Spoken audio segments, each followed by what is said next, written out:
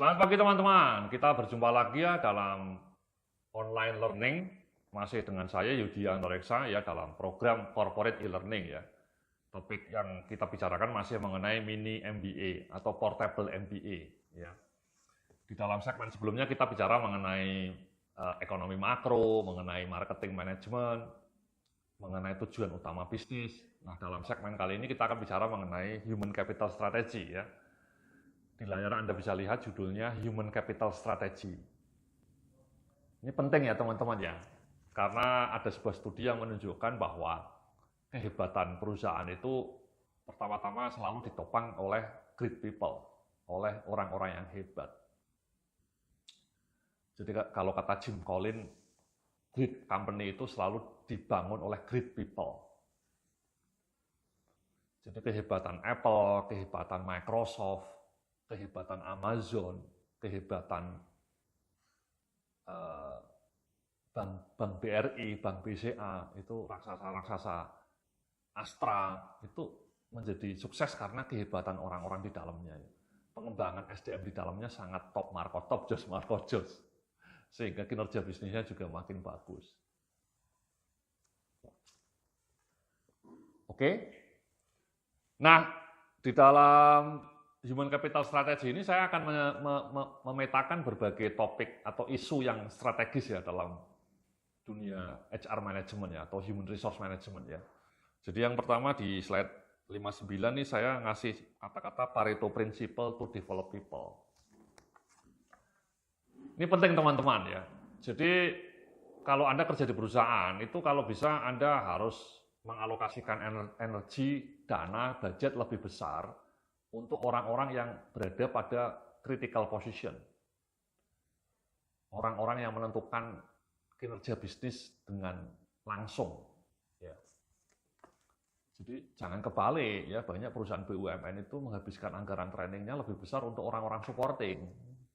Orang-orang procurement, orang-orang finance, orang-orang HRGE, orang-orang legal. Bukan untuk orang-orang yang langsung berhadapan dengan bisnis. Itu ibaratnya Anda kerja di Microsoft, kemudian yang di training malah orang-orang yang tidak berhubungan dengan programmer ya. Itu salah kaprah.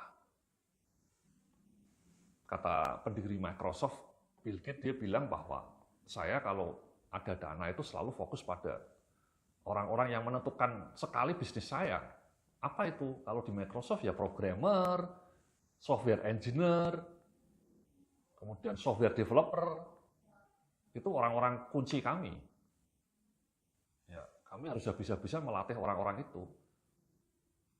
Jangan malah sibuk ngurusin orang-orang supporting gitu ya. Sama misalnya di kereta api ya, PT Kereta Api Indonesia itu salah satu perusahaan BUMN yang banyak dipuji orang ya. Sekarang layanannya bagus dan saya sering pakai kereta jarak jauh ya. Argo Muria itu bagus layanannya, selalu tepat waktu. Apa core position di PT Kereta Api ya? Mungkin tidak banyak. Yang pertama masinisnya. Masinisnya itu orang yang harus dianamaskan. Di PT Kereta Api masinis itu harus diprioritaskan. Yang kedua adalah orang-orang yang melakukan pemeliharaan kereta apinya. Namanya maintenance management.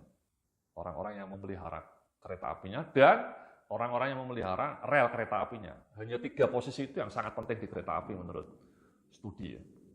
Masinis yang memelihara kereta api, mesinnya, dan yang kedua yang memelihara rel kereta api. Jadi PT Kereta Api harus mengalokasikan dana lebih banyak untuk mendidik orang-orang di 3 bidang itu. Jangan malah dananya habis untuk ngurusin orang-orang supporting. Orang-orang di kantor pusat yang tugasnya cuma bikin laporan, malah gajinya lebih tinggi dibanding masinis. Ya, rewardnya lebih besar dibanding orang-orang yang di lapangan tiap hari memelihara rel kereta api. Itu salah kaprah. Jadi makanya saya bilang Pareto. Pareto itu yang menentukan sekali bisnis ya. Pareto Principle itu yang berdampak signifikan terhadap bisnis. Di slide berikutnya saya bilang ini namanya fokus pada posisi kunci karena memberikan efek diferensiasi besar bagi bisnis. Jadi kalau Anda pengelola SDM, sekali lagi fokus training, fokus pengembangan, fokus rekrutmen, itu itu kalau bisa difokuskan pada posisi-posisi kunci yang memberikan efek diferensiasi paling besar bagi bisnis. Tadi saya ngasih contoh di PT Kereta Api. Ya, atau di Microsoft. Oke. Nah, saya ngasih contoh yang lainnya nih ya. Jadi di halaman 61 nih di slide berikutnya contoh posisi Pareto dalam berbagai industri ya. Jadi kalau pesawat terbang airline siapa posisi kuncinya ya pilot, resto ya koki, ya kalau software kayak Microsoft programmer, kalau dunia kampus atau industri kampus ya dosennya. Kalau Unilever ya consumer good kayak Unilever, Mayora, kemudian orang tua group, Wings Group itu siapa paling kunci ya marketingnya. Rumah sakit ya dokter spesialisnya harus jago-jago, rumah sakitnya pasti akan laku. Banking ya kredit dan marketing. Kalau telco ya para telco spesialis dan marketing. Ya, jadi marketing ini rata-rata punya posisi penting di berbagai perusahaan ya. Misalnya bank, sekarang ada bank digital namanya Bank Jago. Saingannya Alobank, punya Transgroup. Kalau Bank Jago itu punya Gojek, kemudian Alobank punya Trans TV. Satunya lagi Blue. Ya Blue itu BCA Digital, Bank BCA Digital, Blue. Itu semuanya bank baru, namanya bank digital ya. Blue, Bank Jago, Bank Alobank. Nah, menurut Anda apa yang paling menentukan kesuksesan mereka? Menurut saya adalah orang-orang marketingnya. Kalau mereka punya orang-orang marketing yang jago, yang ahli sosial media marketing, ahli digital marketing, pertumbuhan mereka mungkin akan pesat. Termasuk ya product development-nya ya. Fitur-fiturnya menarik, tapi juga harus dikomunikasikan dengan menarik. Atau rumah sakit ya, ini rumah sakit ya. Sekarang banyak rumah sakit yang sukses ya, yang laku. Apa keunggulan rumah sakit yang paling utama? Ya dokternya, terutama dokter spesialis ya, bukan supporting ya. Sama teman-teman, kalau Anda kerja di perusahaan, kalau Anda supporting jangan merasa dianaktirikan. Anda harus sadar bahwa Anda itu bukan core. Seperti orang yang kerja di rumah sakit, kalau bukan dokter spesialis ya sebaiknya sadar posisi dirinya. Atau di kampus, kalau Anda hanya tenaga admin, staf admin, ya sadar bahwa Anda itu bukan posisi penting di dalam bisnis industri pendidikan. Ya. Dalam industri kampus yang paling penting posisinya adalah dosen. Itu core position. Sama seperti di software, posisi kuncinya adalah programmer. Nah, jadi itu teman-temannya. Jadi kalau Anda kerja di bagian SDM, fokus pada orang-orang penting, orang-orang yang kunci. Jangan sibuk ngurusin orang-orang supporting. Sekali lagi saya sering melihat tuh di banyak perusahaan besar, malah sibuk ngurusin orang-orang supporting. Trainingnya supporting. Itu mau kosong. Ya, Anda harus tata ulang itu. Tata ulang, kemudian Anda lakukan pengkajian ulang supaya strategi rekrutmennya, strategi trainingnya, strategi pengembangannya fokus pada orang-orang yang masuk Pareto position. Ya, orang-orang kunci. Contohnya ya ini tadi yang saya perlihatkan di layar ini. Coba Anda sekarang renungkan, di kantor Anda, di perusahaan Anda, posisi kuncinya siapa saja? Bagian apa saja? Mungkin ada 3 bagian. Ya. Mungkin tidak hanya 1, mungkin 3 bagian. Oke? Kalau di rumah sakit tadi, selain dokternya ya perawat ya. Ada 1 bagian lagi yang penting, perawat. Perawat di semua ruangan, perawat lab. Ya itu harus ramah, cepat. Sama dokternya bagus. Itu 2 posisi itu yang menentukan kesuksesnya rumah sakit ya. Bukan bagian HRGE, bukan bagian finance, bukan bagian purchasing, bukan bagian legal, bahkan bukan bagian marketing kalau di rumah sakit ya. Lebih ke dokter sama perawatnya yang menentukan. Oke, nah di slide berikutnya nih saya ngasih contoh aja nih ya. Sesekali Anda itu coba lakukan ini ya teman-teman ya. Lakukan studi korelasi antara hasil tes rekrutmen dan CV pelajar dengan kinerja setelah diterima kerja. Ini penting nih teman-teman ya. Banyak perusahaan melupakan ini. Mereka rekrut tidak pernah melakukan studi korelasi. Buat sesekali, setahun sekali misalnya. Atau 2 tahun sekali. Anda lacak itu orang-orang yang hebat di kantor Anda, orang-orang yang kinerjanya bagus di kantor Anda lacak dulu, ini orang ini kerja di mana ya? CV-nya seperti apa ya, dan kemudian temukan polanya, temukan pattern-nya. Oh ternyata Pak Yudia, misalnya kayak Unilever itu menemukan pola bahwa karyawan-karyawan Unilever yang hebat itu selalu ketika dulu kuliah aktif di lembaga mahasiswa, aktif ikut lomba, aktif ikut kegiatan ekstrakurikuler. Jadi Unilever menemukan formula bahwa kalau fresh graduate-nya dulu ketika kuliah aktif ikut lomba, aktif jadi panitia, aktif ikut lembaga mahasiswa, itu cenderung orang ini akan menjadi lebih menonjol ketika kerja di Unilever. Jadi mereka sekarang ketika mau merekrut karyawan, mereka selalu lihat CV-nya. Ini mahasiswa fresh graduate-nya dulu aktif nggak ketika kuliah? Bukan hanya aktif di lembaga kemahasiswaan ya, mungkin dia aktif punya personal project, punya ikut lomba-lomba. Lomba kan nggak perlu tergantung lembaga mahasiswa ya, dia bisa daftar sendiri. Itu namanya inisiatif. Kata Unilever-nya orang-orang yang aktif seperti itu artinya orang ini punya inisiatif bagus, kreativitasnya lebih tinggi, paham mengenai kerjasama tim. Itu dilakukan setelah Unilever-nya melakukan studi korelasi. Mereka mengumpulkan ribuan CV-nya, dilacak, dikorelasikan dengan kinerja karyawan barunya. Nah, Anda lakukan yang sama itu di kantor Anda. Coba Anda lacak siapa karyawan yang hebat, yang ternyata terbukti kinerjanya bagus di kantor Anda. Kemudian lacak, ini kampusnya dari mana, dulu seperti apa pengalaman sejarahnya. Kemudian Anda temukan pattern-nya, namanya pattern, pola. Itu kunci itu teman-teman. Nah, sebenarnya di Indonesia nggak banyak yang melakukan seperti ini. Setahu saya hanya Unilever. BUMN pun tidak melakukannya. Padahal ini kan studi yang simple, tapi manfaatnya besar. Sehingga Anda tahu nanti kalau mau melakukan rekrutmen lagi, cari orang-orang yang seperti ini. Makanya kayak Unilever tadi, mereka lebih memprioritaskan orang-orang yang ketika mahasiswa aktif. Ketika mereka mau merekrut fresh graduate ya, terutama. Nah, di slide berikutnya ini saya ngasih beberapa isu ya. Yang pertama, digital learning ya. Kalau bisa di kantor Anda itu trainingnya pakai medium kayak gini ya. Ini online ini kan Anda beli produk dari saya sangat murah. Hanya 295.000. Kemudian Anda bisa sebar ke seluruh karyawan di kantor Anda. Itu amazing menurut saya, ini sangat murah. Sangat generous ya. Kemudian Anda pakai nih kalau bisa ini video kayak saya ini tolong bisa ditonton bersama. Anda mungkin nanti beberapa sesi tonton bersama. Anda pakai infocus gitu ya, pakai LCD, layar sayanya di slideshow ke layar yang besar, kemudian nobar, nonton bersama, kemudian ada panitianya yang ngasih panduan, atau ada fasilitator tambahan, membahas konten-konten yang saya ceritakan ini. Itu kan maknyus teman-teman, bagus. Jadi Anda nontonnya sama teman-teman Anda, bukan hanya sendirian. Ini kan digital learning ini. Ya Anda bisa akses video saya lifetime. Linknya sudah saya kasih di Google Drive, dan itu berlaku seumur hidup. Ya. Nah, training online seperti ini kalau bisa diperbanyak, ya, tidak hanya training, tapi mungkin ada game, ada konten-konten presentasi. Saya juga banyak punya presentasi, Anda bisa beli juga. Kemudian bisa Anda share. Kemudian di halaman berikutnya, lakukan digitalisasi layanan SDM. Ya.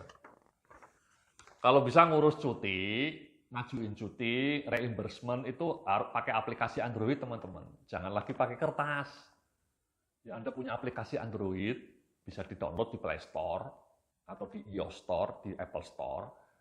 Nah, karyawannya dengan aplikasi Android itu bisa melihat jatah cuti dia, bisa melihat absensi dia, kapan dia masuk tiap hari ke kantor, jamnya tepat waktu atau telat.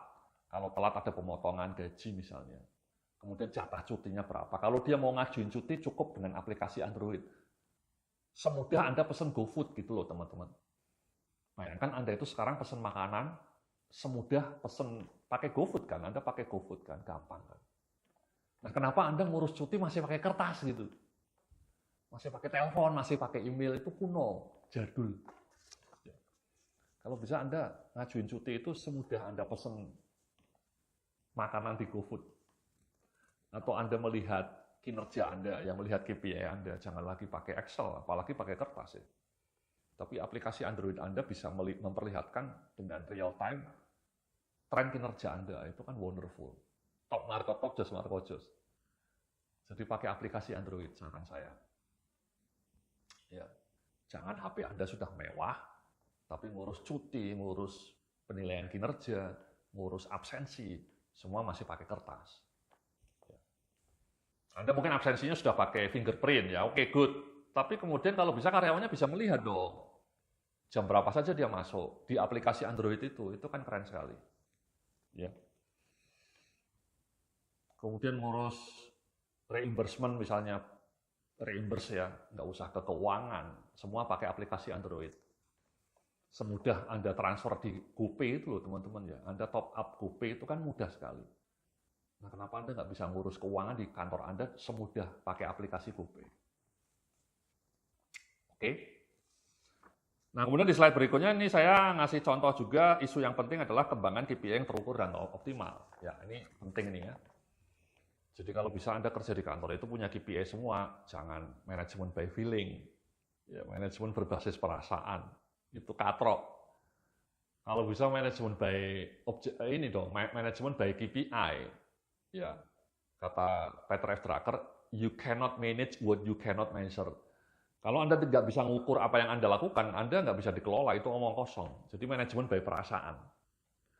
Perasaan itu anak buah yang itu bagus Pak Yudi ya, perasaan saya itu kan ngawur, makanya perasaan. Kalau bisa pakai KPI ya, yang terukur ya. Saya di beberapa slide berikutnya ini saya ngasih contoh KPI ya. Ini di slide 66 ini saya ngasih contoh KPI bidang SDM ya. Ada banyak KPI contohnya itu. Ya Anda bisa baca satu persatu nanti ya. Oke. Misalnya yang paling terakhir itu, yang paling terakhir. Persentase pelaksanaan individual development plan dibanding rencana.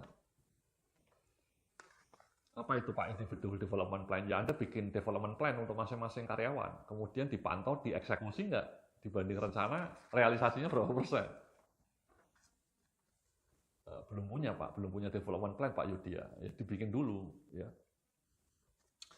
Di slide berikutnya KPI, contoh KPI marketing ya, sampel KPI marketing ini banyak ini ya, misalnya yang nomor 5 jumlah pengembangan produk baru, unit pengukurannya apa angka, targetnya kalau bisa ada 5 produk baru tahun ini. Ya.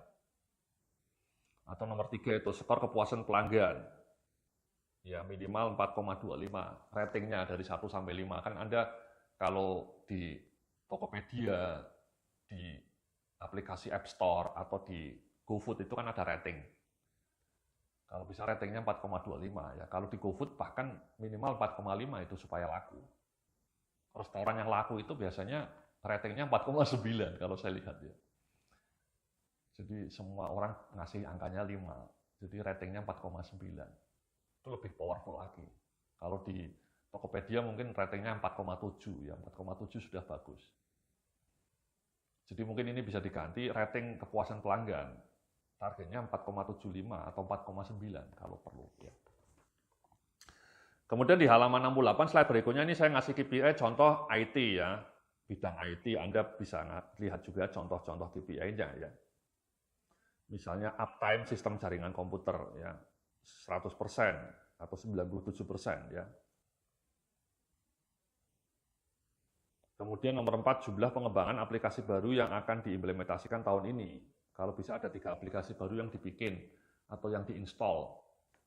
Tahun ini ada aplikasi manajemen SDM, ada aplikasi keuangan, ada aplikasi operation. Itu kalau bisa diinstal. Ya, jadi pakai aplikasi Android atau web-based. Itu kan keren. Ya, jangan lagi pakai Excel. Oke. Kemudian di slide berikutnya 69 nih KPI sampel KPI bidang finance. Ya. Macam-macam itu. Ya, kebanyakan rasio-rasio keuangan ya, return on asset, operating cost, rata-rata cost of fund. Atau ketepatan waktu penyajian laporan keuangan yang sering terjadi, yang sering saya pakai nih. Untuk orang-orang keuangan, orang-orang accounting, staff accounting itu tingkat ketepatan waktu penyajian laporan keuangan. Jangan laporan keuangannya terlambat. Kan deadline-nya biasanya tanggal 10. Jangan baru tanggal 19 baru selesai, itu tidak tidak bagus. Kalau Anda pakai aplikasi sangat mudah itu bikin laporan keuangan. Kemudian KPI yang berikutnya bidang produksi. Ya ini macam-macam juga ya. Misalnya defect rate. Defect rate itu produk yang cacat. Atau kemudian durasi downtime. Mesinnya jangan sering-sering downtime ya. Kemudian jumlah produksi yang dipenuhi dengan tepat waktu. Ya sering terjadi ini ya. Marketingnya minta order produksi tapi produksinya kewalahan sehingga telat. Ya. Atau waste-nya tinggi. Ya, atau kapasitas produksi per jam. Makin tinggi makin produktif ya, produktivitas mesinnya tinggi. Ya, jadi ini contoh-contoh KPI ya teman-teman ya, Anda bisa baca sendiri nanti ada KPI marketing, ada KPI-nya IT, ada KPI-nya finance, ada KPI-nya produksi, ada KPI-nya HRD. Anda bisa pakai dan kemudian Anda terapkan, Anda adopsi menjadi KPI karyawan di perusahaan Anda. Oke. Nah, slide terakhir ini di bagian Human Capital Strategy ini saya ngasih contoh performance dashboard. Ya, keren ini di halaman slide 71. Jadi kalau bisa seperti ini teman-teman, Anda pakai aplikasi. Jangan lagi pakai Excel ya, sekali lagi ya. Kalau Excel kan nggak bisa bikin grafik-grafik kayak gini. Bisa sih, tapi manual kan. Tapi kalau Anda pakai aplikasi, Anda cukup menginput KPI Anda, masukkan realisasinya tiap bulan. Itu kan simpel teman-teman. Selama ini KPI menjadi gagal diterapkan, karena Anda nggak punya aplikasi, Anda harus mengisi pakai Excel. Mungkin Anda males buka Excel, ngisi. Kalau nggak di remind, lupa. Kalau pakai aplikasi kan Anda, aplikasinya nanti ngasih remind otomatis. Tiap tanggal 10 misalnya sudah bunyi itu email Anda, titit gitu ya. Tandanya bahwa Anda harus ngisi realisasi KPI Anda. Kemudian di akhir bulan atau awal bulan, kemudian Anda display seperti dashboard di depan Anda ini. Nanti dashboardnya ditampilkan di dinding kantor Anda. Itu kan keren banget. Itu ya teman-teman ya. Harus pakai otomasi teman-teman, harus pakai digital. Sekarang eranya era digital, HP-nya makin canggih. Jangan semua hal kinerja dikelola dengan Excel. Itu annoying. Jadi kalau Anda pengelola SDM, Anda harus punya tekad program kerja Anda tahun depan harus wajib bisa bikin aplikasi Android untuk mengelola kinerja karyawan, mengelola training karyawan, mengelola cuti karyawan, mengelola data karyawan, semua harus bisa diakses dengan aplikasi Android. Oke, terima kasih, salam sukses, penuh kemuliaan.